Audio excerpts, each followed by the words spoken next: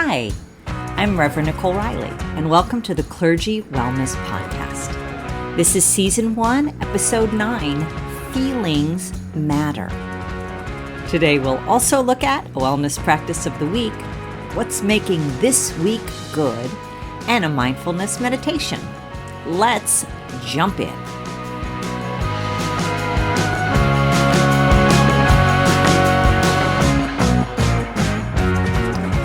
So today's episode is a little bit heavier than my previous episodes, and it's really because of what the topic is about. Today we're going to be talking about feelings, and I will admit that I have some trauma here that I continue to work on and probably always will. You see, I grew up in a time and in a place and with people who were fairly uncomfortable with their children expressing feelings. In my family, I was ridiculed, put down, and made fun of when I expressed how I felt about something. Whatever feelings I expressed seemed to be a problem. So the comment line in my family to me was if I expressed a feeling or emotion I was having, the common response to me was, "Is there a ticket in the mailbox for you to go to Hollywood?" I think they said that because they felt that expressing any emotion was acting instead of just being human. So I learned not to express my emotions. I learned that my emotions were not safe. I learned how to turn off how I felt. But that was then. I was fortunate. By my college years, I realized that even though my family of origin had done some things poorly, they had also done some things well. And one of the things they did was they gave me the strength and wisdom to pursue healing for my own life. And so in my early 20s, I went into therapy and began learning that emotions were really just part of being human. And having a good marriage and a healthy relationship with my husband and son and my friends has healed me of much of my baggage. But that I will say, and being honest, that there are times when I still do have trouble understanding what I'm feeling, what it's called, and how to be with it. And because of my experience, I think I have become very sensitive to the cues that people give out around their feelings. In ministry, I have found that many people come from similar families. It's not that unusual. And many times when we don't know what to do with our emotions, we may bottle them up, we may eat or drink over them, we may scroll on our phone, we may have trouble developing deep relationships with others, and we may stay in what psychology calls emotional adolescence. Now, this isn't, of course, true of all cultures and times, but it was true of my life and maybe yours, because it doesn't seem that uncommon for people to have trouble with the emotions they feel. And who can blame us?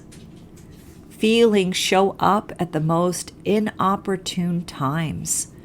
We may feel embarrassed by our emotions, angry by our emotions, vulnerable because of our emotions. Our emotions can overwhelm us, cause us to feel out of control, and wreck us. And it's not just our own emotions we deal with, is it? We also deal with other people's emotions, especially as pastors. And many times we're in the midst of dealing with difficult situations where emotions are present. Now, all of this not only affects us in our lives, but it affects our families, and of course, as pastors, our ability to deal with our own feelings and emotions and others affects our ministry. And so today, I want to do an episode on feelings because pastors are human and they have feelings, and feelings matter. So let me start by asking you, what two feelings would you say you feel most often? Think about the last couple days.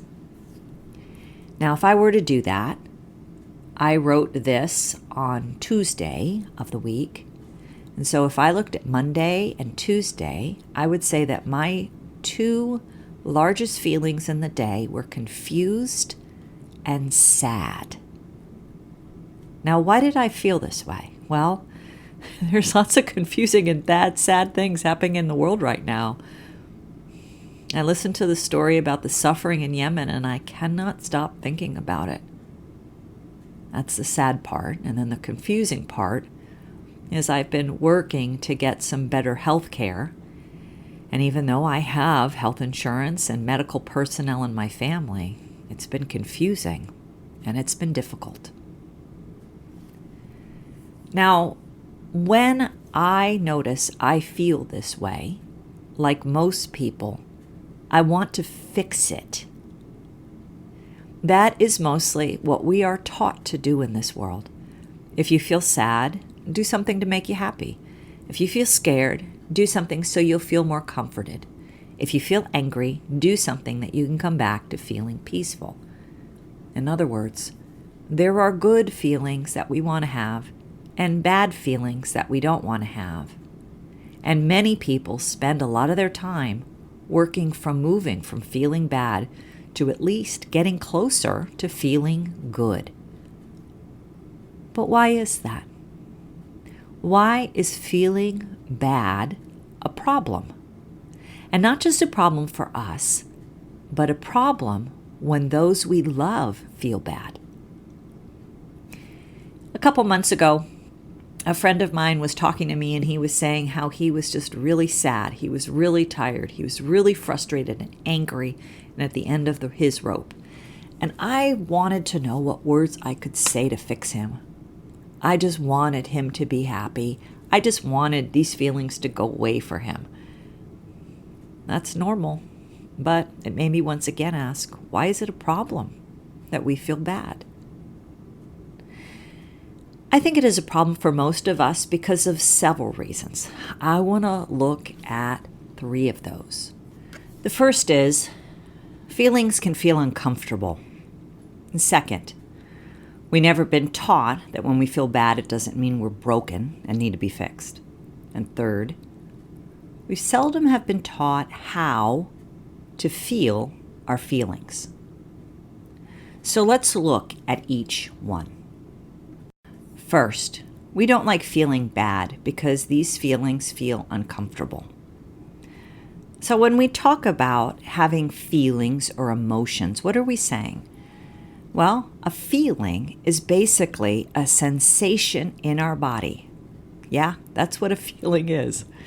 We have feelings in our body and we translate those and name those into emotions. For example, we may feel a heaviness in our shoulders and pressure in our chest, and we label it as feeling sad. Or we may feel butterflies in our stomach and a tightness in our throat, and we label it as feeling anxious. We give our feelings a label based on how we feel and our current experience. I say that last part because that last one, we feel butterflies in our stomach and a tightness in our throat, we label it as anxious. We might also feel those same things and label it as excited, depending on the environment, our current experience. Now here's the thing, we're all different, but we all experience feelings as sensations in our body.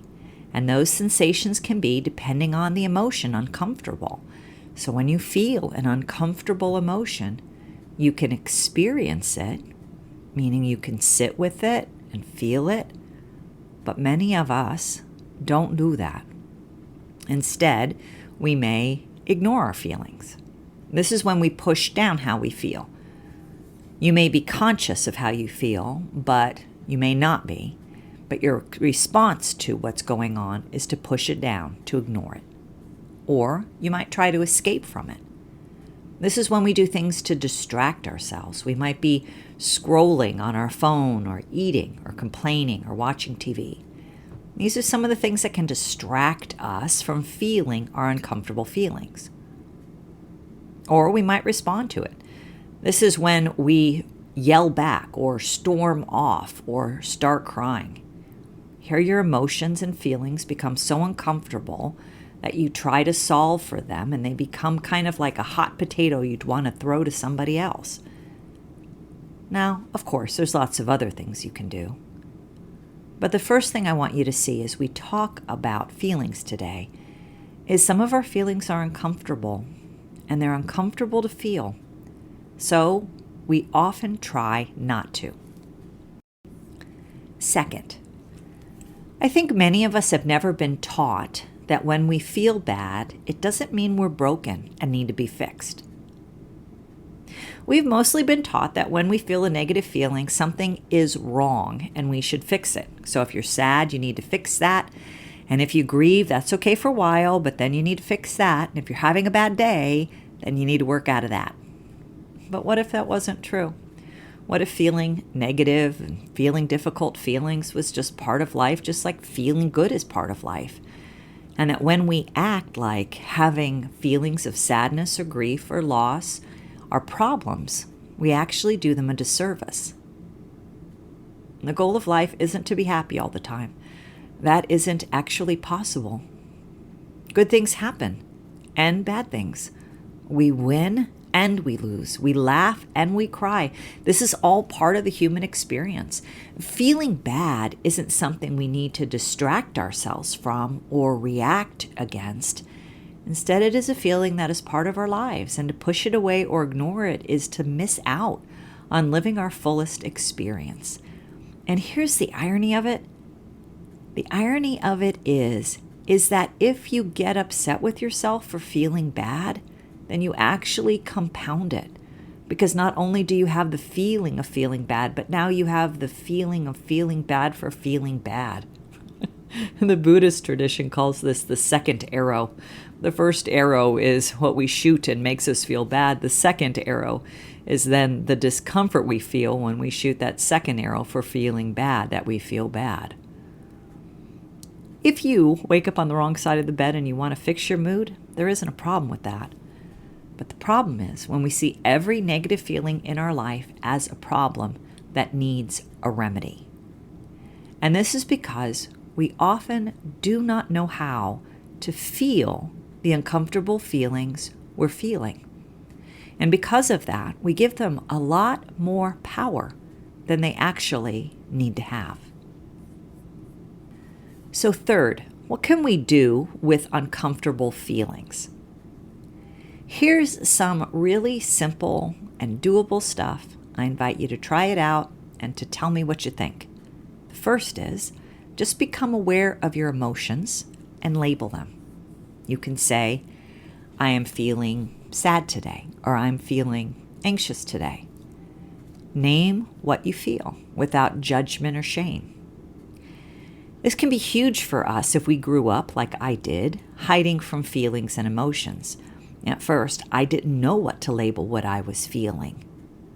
If that is you, in today's show notes, I will put a list of feelings that you can read over and see which ones are what you're dealing with today. And second, notice where you feel these emotions and feelings in your body. Pay attention and drop into your body and feel what you feel. To do this, you will find that you are actually not the emotion you're feeling. You are what Martha Beck calls the watcher. You are actually able to watch yourself and to notice the feelings in your body and what emotions you are experiencing. They say that we are the only animal who can watch ourselves in this way. So as you notice how you're feeling, tension, stress, pain, heat, have compassion for yourself. That compassion is a big piece. And as we have self-compassion for how we're feeling, we have more compassion for others as well. So, both naming the emotion, saying, I feel sad, and then noticing where it is in your body. You might feel it in your shoulders or your neck or your stomach. That will help you step into the emotion and process it. Most of the time, certainly not all of the time, but most of the time, the feelings we feel are fleeting, just like the good feelings we feel. Feelings that are negative and difficult don't hang around forever. But if we resist them, they do. They take hold a lot more than if we process them. So name it and describe it. Just these two things will help you. So try them out and see. Emotions matter. We can't go through life without them. They remind us that we care, that action needs to be taken, that we have preferences, and that life is short and needs to be treasured. Your emotions matter, and acknowledging your emotions will grow your wellness. Wellness practice of the week. This is where I share something that you can do this week to increase your wellness. And since we're talking about feelings and emotions this week, I want to invite you to think about the range of feelings and emotions you'd like in your life. One of my teachers put it this way. She said, imagine there is a waiter walking around with a tray of hors d'oeuvres or appetizers, but instead of food on that tray, he has different emotions. So on the tray is compassion and joy and anger and love and hope and hurt and peace and grief and pretty much every emotion that's out there. Which ones would you take? Now you might think you'd shy away from grief, but we'd all want to feel grief if we lost someone we loved. Or maybe you'd shy away from anger. But there are certain things we should all be angry about in this world. That is the thing about feelings. They are all part of the human condition, and there is a place for a full range of them in our lives. So, this week, embrace life's full range of emotions and let yourself be human.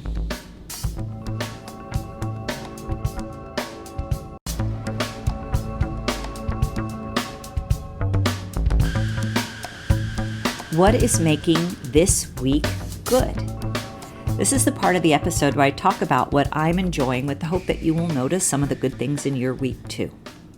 So this week, my dog Olive is making this week good. Olive, who is also known as part of the Bible Dogs, is turning 15 on August 10th. This week, as I was getting ready for the day, I thought she was getting ready to be with Jesus after she didn't move from the bed from 7 a.m. to 3 p.m. Her breathing was so shallow, and I thought this may be it. So I just kept going upstairs and sitting with her and petting her, and next thing I knew, she was coming down the stairs looking for dinner. So she's pretty much back to her normal self. So happy birthday, Olive. No dog loves like you, and no dog hates like you. And you have made the last 15 years wonderful. So Olive is what is making this week good.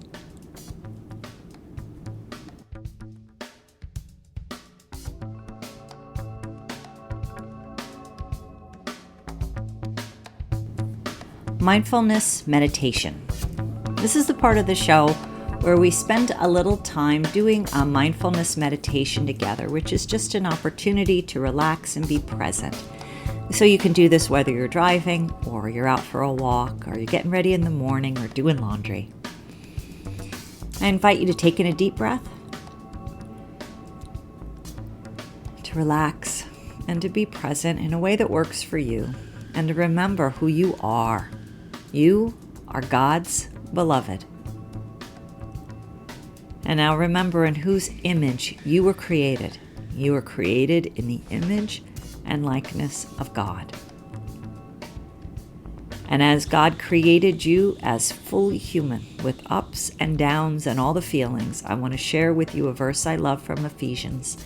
And as I read it, Let these words just roll over you. Breathe them in as you listen. Ephesians 4:32. Be kind to one another, tender-hearted, forgiving one another, as God in Christ forgave you. Be kind to one another, tender-hearted, forgiving one another, as God in Christ forgave you. What do these words say to you today? And how can you let them apply to you also? As we are kind and tender-hearted and forgiving to ourselves as well as to others. Remember these words, and this week, may they give you life.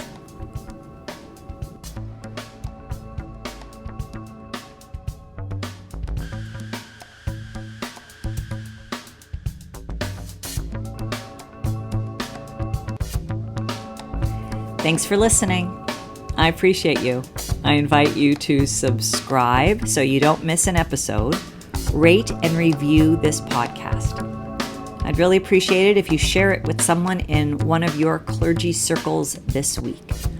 You can follow me on Instagram at Nicole Reilley Coaching, and you also will find me on Facebook as well. And this week, a little bit on Twitter too. So find out how to work with me for clergy wellness coaching, life coaching, and social media management at NicoleReilley.com. And I invite you to check out my book, Expanding the Expedition through Digital Ministry, at Amazon.com. I'm doing a little workshop on my book in a couple weeks, and so I will leave the link also in the show notes for you. Today, I invite you to make the important choice to embrace a life of wellness. See you next week.